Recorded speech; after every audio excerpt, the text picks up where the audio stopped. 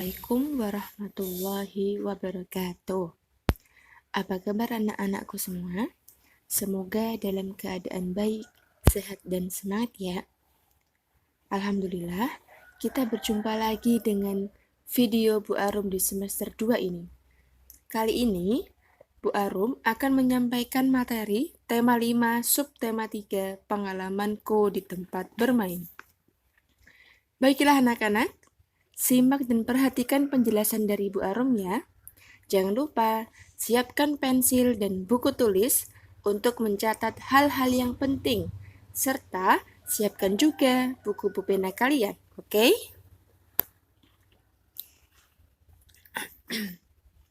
Anak-anakku, Bu Arum mempunyai sebuah cerita. Tolong dengarkan dengan baik ya ceritanya. Benny, anak yang baik. Benny memiliki banyak teman. Benny dan teman-teman bermain bersama, yaitu permainan kasti dan egrang bambu. Benny dan teman-teman selalu memiliki aturan permainan. Dalam cerita tersebut, Benny mematuhi aturan permainan. Nah, dalam membuat sebuah peraturan, tentunya kita terlebih dahulu harus berdiskusi. Peraturan apa saja yang kita terapkan dalam permainan tersebut, sehingga tercipta rasa adil dalam bermain. Nah, anak-anak coba diperhatikan. Adakah pengamalan sila keempat dalam cerita tersebut? Betul sekali, ada. Yaitu saat berdiskusi membuat peraturan dalam permainan. Nah, pengamalan sila keempat Pancasila di tempat bermain. Sila keempat Pancasila dapat diamalkan di tempat bermain dengan berdiskusi. Dengan berdiskusi, kita dapat menyelesaikan suatu permasalahan secara bersama-sama. Nah, ini adalah contoh pengamalan sila keempat Pancasila, yaitu dalam kehidupan sehari-hari. Yang pertama ada pemilihan ketua kelas. Dalam memilih ketua kelas, kita harus berdasarkan kesepakatan antar teman, yaitu dalam satu kelas. Tidak boleh hanya mementingkan pendapat satu orang saja. Jadi, dengan kesepakatan semua teman-teman kelas kita. Yang kedua adalah pemilihan ketua RT. Pemilihan ketua RT juga atas diskusi seluruh warga desanya. Tidak boleh hanya memilih dari satu orang saja, tetapi sudah kesepakatan secara bersama-sama. Yang ketiga, berdiskusi menata rumah. Nah, sebuah rumah dalam menata yaitu juga perlu didiskusikan atau bermusyawarah. Mau warna apa di ruang tamu, mau cat warna apa di kamarnya Mas Hamzah, mau cat warna apa di kamarnya Mas Vito. Jadi harus berdiskusi, tidak hanya mementingkan pendapat ayah, pendapat ibu, semuanya berdasarkan musyawarah.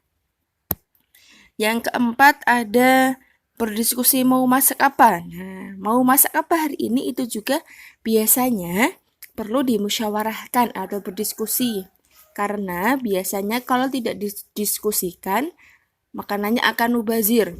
Nah, jadi kalau kita bermusyawarah, hari ini mau masak ini, mau masak opor, mau masak rendang, nah itu insya Allah tidak akan mubazir. Karena sudah didiskusikan secara bersama-sama.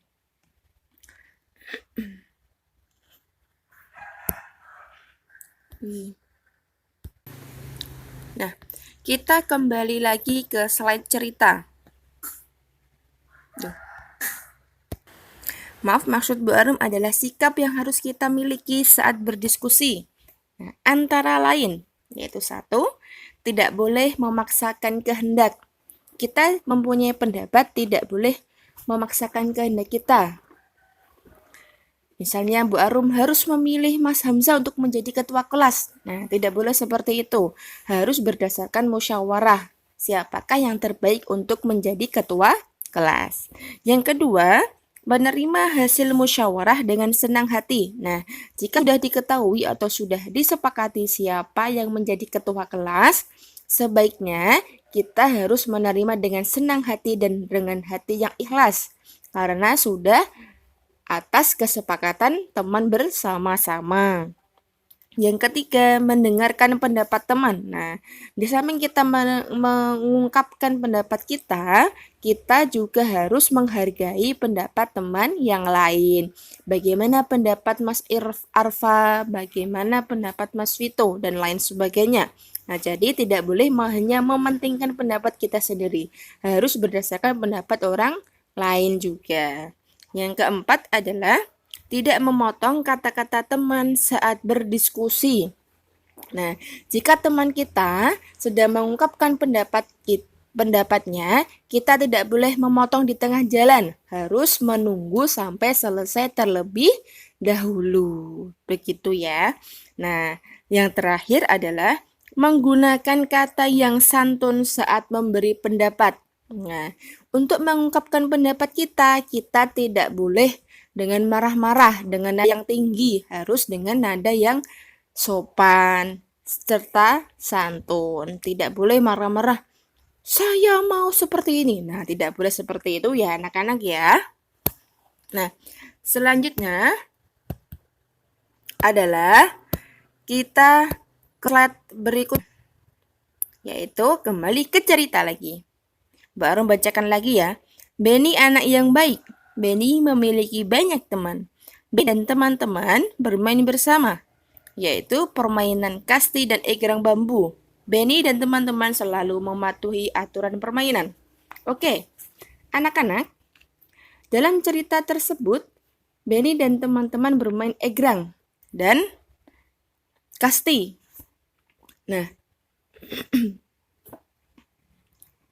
sebelum membuat egrang alat bermainnya, perlu kita ukur atau tidak ya panjang tongkat egrangnya? Nah, perlu sekali. Nah, anak-anak, alat ukur yang juga untuk mengukur egrang itu mempunyai banyak atau berjenis-jenis macamnya, serta fungsinya. Nah, alat ukur yaitu dibagi menjadi dua. Ada alat ukur baku, tidak baku. Kalau alat ukur baku, nah maaf ya, alat ukur baku yaitu hasilnya sama dan tetap. Karena alat ukurnya sudah pasti, yaitu contohnya ada meteran, pita ukur, roll meter, jangka sorong, dan penggaris.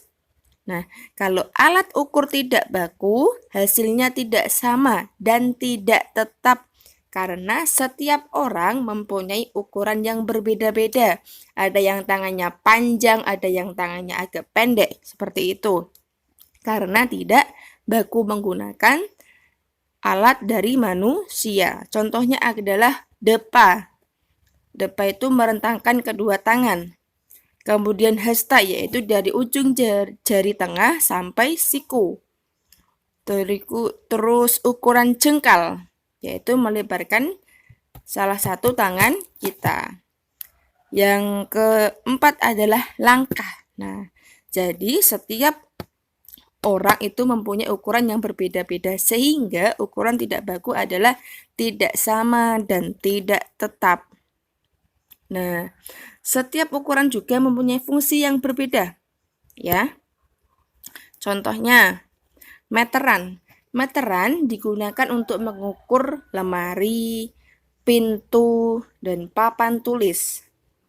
Kemudian, penggaris bisa untuk mengukur buku, pensil, ballpoint, dan seterusnya. Pita ukur, pernahkah kalian mengukur sebuah baju? Nah, itu adalah menggunakan pita ukur. Kemudian saat membeli kain, nah itu juga mengukurnya menggunakan pita ukur. Nah, untuk mengukur sebuah jarak, itu menggunakan roll meter misalnya. Bu Arum lari dari masjid sampai masjid itu ya, samping sebelahnya SDIT sampai dengan SDIT. Nah, itu panjangnya berapa jaraknya? Itu menggunakan roll meter. Nah, selanjutnya adalah jangka sorong. Jangka sorong ini biasanya digunakan untuk mengukur benda yang bulat, yaitu contohnya ada kelereng, bola, dan uang koin. Nah, biasanya itu berapa diameternya, itu tengahnya itu berapa lebarnya gitu. Oke. Selanjutnya, nah, sebelum kita bermain, perlukah kita melakukan pemanasan? Nah, sangat perlu sekali, karena agar tidak terjadinya agar tidak terjadinya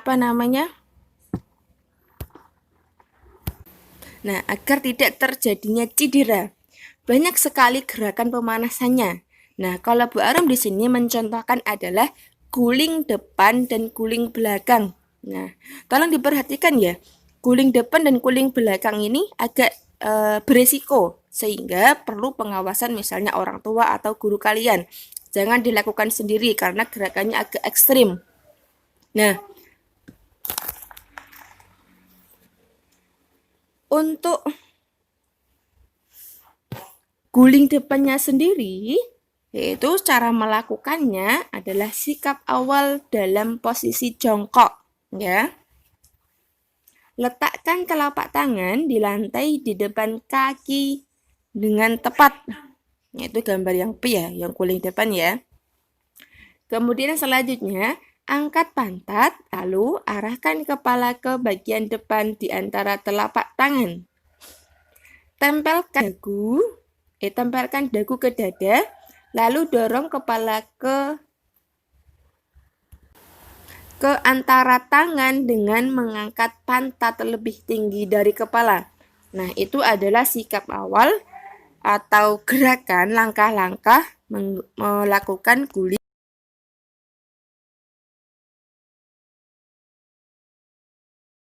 Nah, selanjutnya melakukan guling belakang.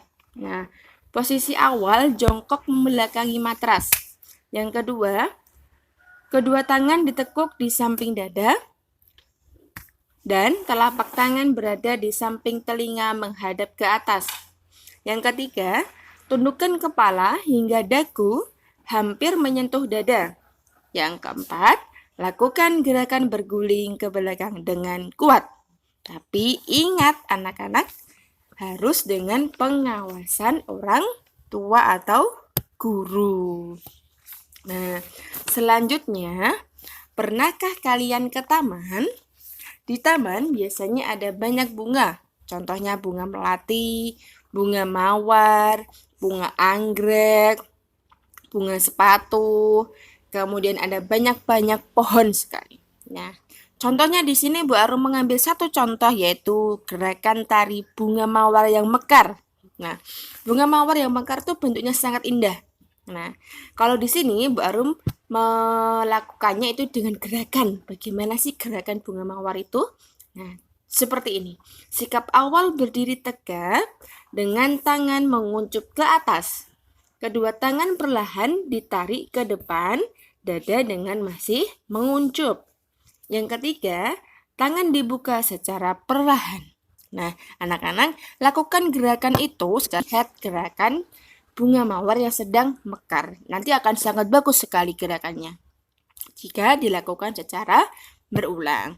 Nah, baiklah anak-anak, itulah isi dari materi tema 5, subtema 3 dalam video ini. Sampai ketemu dengan Bu Arum di video Bu Arum selanjutnya.